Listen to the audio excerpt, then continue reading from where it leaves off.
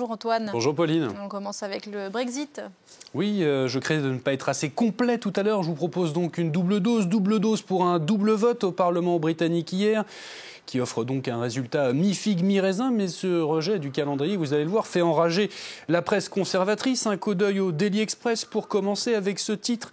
Un accord historique, mais les députés ont tout gâché en tergiversant encore. Pas tendre donc avec les députés britanniques. Même son de cloche pour le Daily Mail, vous allez le voir.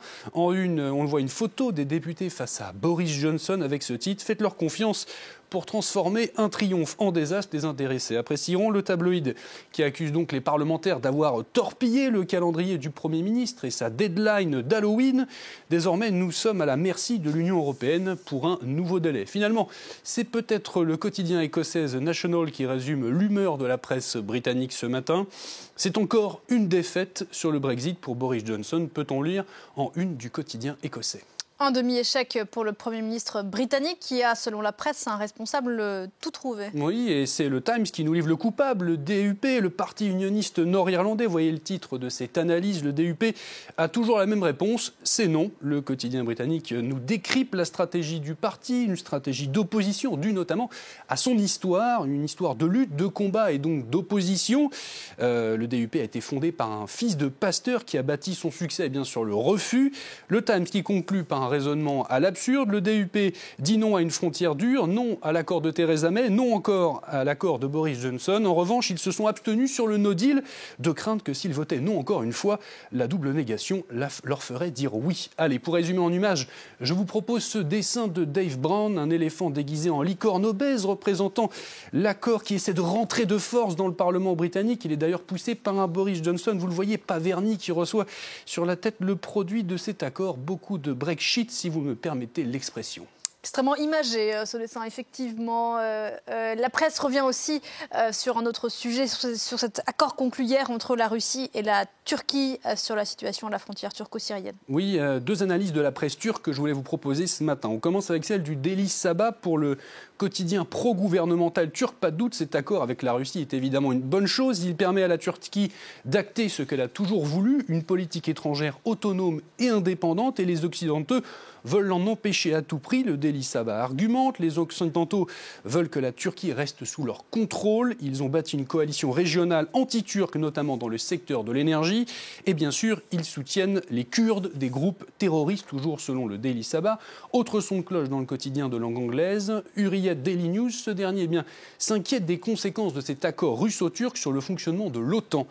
Et pour cause, Ankara est bien un membre important de l'Alliance. On le sait, la Turquie n'entend pas compromettre sa bonne relation avec les États-Unis au sein de l'Alliance, analyse le quotidien. Ankara doit renier un dialogue serein avec les autres membres importants de l'OTAN, comme l'Allemagne et la France notamment. Et le quotidien conseille aux puissances occidentales de séparer leur dialogue avec la Turquie de l'opération en Syrie et invite à la modération. Je le cite, il faut arrêter la diplomatie du mégaphone et accuser en permanence les membres de l'Alliance de terrorisme. Un message qui a au moins le mérite d'être clair. Direction les États-Unis à présent avec ce nouveau rebondissement dans l'enquête dite ukrainienne et le témoignage de l'ambassadeur américain dans le pays. Oui, William Taylor a témoigné dans le cadre de cette enquête hier et il a directement impliqué Donald Trump dans ce scandale.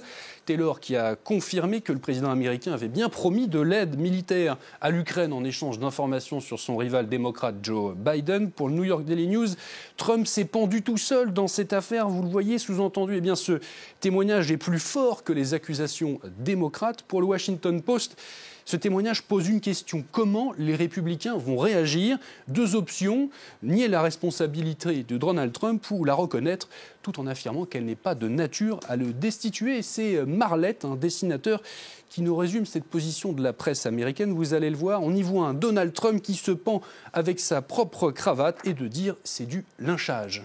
Un mot d'espace pour terminer, et d'un homme des étoiles qui veut la Lune. Et cet homme, c'est Thomas Pesquet, le spationaute français, rêve d'aller sur la Lune, nous apprend Ouest France, et il pourrait bien voir son rêve se réaliser. Pourquoi ? Eh bien, parce que la NASA, qui va reprendre les vols lunaires, compte les ouvrir à des non-américains. La première mission habitée en direction de notre satellite devrait être en 2024. La NASA recherche des partenaires pour partager les coûts et les Européens sont intéressés. À l'horizon 2027 ou 2028, tout de même, nous dit Ouest France. Premier préalable à la mise en œuvre de cette fusée européenne Ariane 6. Cette dernière pourrait permettre d'acheminer du fret sur la Lune. Voilà, Thomas Pesquet, déjà dans l'espace, peut-être bientôt sur la Lune, et nous, toujours la tête dans les étoiles. Et oui, à le suivre, évidemment. Merci beaucoup, Antoine. C'était la revue de presse.